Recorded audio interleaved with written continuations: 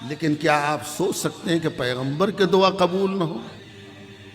پیغمبر نے فرمایا پروردگار تو اسے دوست رکھ جو علی کو دوست رکھے، تو اسے دشمن رکھ جو علی کو دشمن رکھے، تو اس کی مدد کر جو علی کی مدد کرے، تو اسے ذلیل کر جو علی کو نعوذ باللہ نیچا دکھانے کی کوشش کرے۔ پیغمبر اسلام کی دعا کتنی جلدی قبول ہوئی۔ غدیر کے میدان میں سب نے بیعت کی ہے، اور یہ آ کر کے جملہ فرمایا بخن بخن لکا یبن ابی طالب اصبحت مولا وکل مؤمن و مؤمنہ، مبارک ہو ابو طالب کے لال، تم ہر مومن مرد اور ہر مومنہ عورت کے مولا ہو گئے۔ بہت سے لوگ تھے یہاں پر بیعت کرنے والے، جن میں خلیفہ دوم کا بیٹا عبداللہ بھی تھا، اس نے بھی بیعت کی ہے، لیکن مدینہ آنے کے بعد سب نے بیعت توڑ دی۔ لوگوں نے علی کی خلافت کو غصب کر لیا پیغمبر کے بعد۔ 25 سال کا زمانہ علی نے تنہائی کا گزارا۔ 25 سال کے بعد جب دنیا علی کے دروازے پر آئی، علی کو خلیفہ بنایا، تو اس وقت بھی عبداللہ ابن عمر نے علی کی بیعت نہیں کی۔ سمجھ میں آ رہی بات؟ عبداللہ ابن عمر نے علی کی بیعت نہیں کی۔ علی کی بیعت نہ کرنے کا مطلب کیا ہے؟ نہیں پسند کرتے علی کو، نہیں لائک کرتے علی کو، یہی ہے نا۔ علی کی بیعت نہیں کی۔ 4.5 سال تک علی نے خلافت ظاہری کی۔ ان کے شہادت کے بعد امام حسن امام ہوئے۔ عبداللہ ابن عمر نے امام حسن کا ساتھ نہیں دیا۔ امام حسن کی شہادت کے بعد امام حسین ان کے جانشین ہوئے۔ عبداللہ ابن عمر نے امام حسین کا ساتھ نہیں دیا، بلکہ عبداللہ ابن عمر یزید کے ساتھ رہا۔ یہاں سے حسین کے خلاف رپورٹ دیتا رہا یزید کو۔ بات سمجھ میں آ رہی؟ اس کا مطلب ہے کہ ہم ان کو نہیں چاہتے، ان کو نہیں مانتے۔ یہ نعوذ باللہ ایک طریقے کا ذلیل کرنے کی، نیچا دکھانے کی کوشش ہی تو ہے۔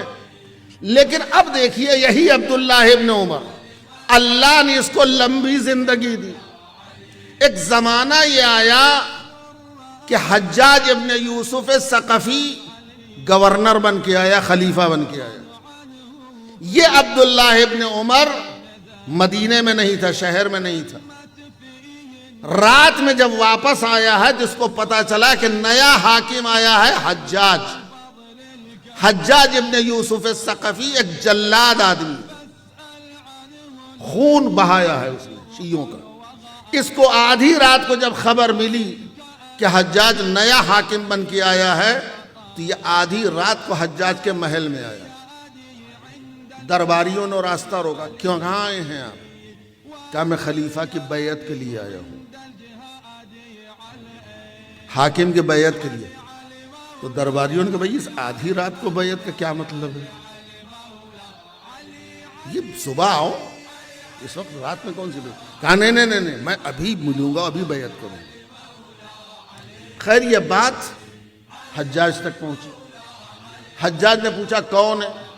کہا خلیفہ دوم کے فرزند ہیں، بڑے باپ کی اولاد ہے۔ خلیفہ نے کہا، حجاج نے کہا چلو ٹھیک ہے، آغا زادے ہیں، آئے ہیں تو بلا لاؤ، آنے دو۔ آئے۔ خدا شاہد ہے، دیکھیے اللہ کیسے ذلیل کرتا ہے علی کے دشمنوں کو۔ جب یہ داخل ہوئے حجاج کے کمرے میں تو سردی کا زمانہ تھا، حجاج اپنے بستر پہ لیٹا تھا، لحاف اوڑے ہوئے، ان کے احترام میں اٹھا بھی نہیں، لیٹے لیٹے وہیں سے کہتا ہے کیوں تشریف لائے ہیں؟ کہا آپ نئے حاکم بن کے آئے ہیں، ہم آپ کی بیعت کرنے کے لیے آئے ہیں۔ حجاج نے لیٹے لیٹے کہا دن صبح آتے؟ کہا صبح اس لیے نہیں ہے کہ ہم کو آنے پر پیغمبر کی حدیث نے مجبور کیا۔ کہا وہ کون سی حدیث؟ کہا پیغمبر نے ارشاد فرمایا من مات ولم یعرف امام زمانہ مات میتۃ جاہلیہ، اگر کوئی اپنے امام وقت کی معرفت حاصل کیے بغیر مر جائے تو اس کی موت جاہلیت کی موت ہے۔ آپ ہمارے زمانے کے امام و رہبر ہیں، لہذا ہم آپ کی بیعت کرنا چاہتے ہیں، اور اگر نہ آتے اور صبح تک میری موت ہو جاتی تو میں جاہلیت کی موت مرتا۔ تو حجاج نے دل ہی دل میں سوچا عجیب احمق ہے، یہ حدیث آج اس کو یاد آئی، علی کی بیعت کا زمانہ آیا تو یہ حدیث یاد نہ آئی،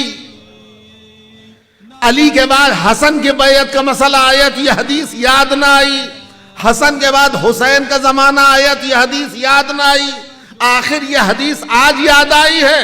تو اس نے لیٹے لیٹے لحاف کو سرکایا اپنے پیروں پر سے، لحاف کو سرکایا، کہا دیکھو سردی کا زمانہ ہے اور جاڑا ہے، اٹھنے میں دقت ہو رہی ہے، لہذا میں پیر پر سے لحاف کو سرکائے دیتا ہوں، اب آئے ہو تو اسی پیر پر بیعت کر لو۔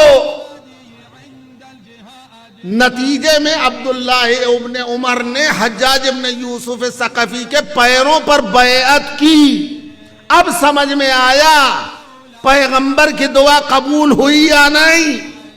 جو آدمی ید اللہ کو چھوڑے گا وہ حجاج کے قدموں پہ بیعت کرے گا۔ یا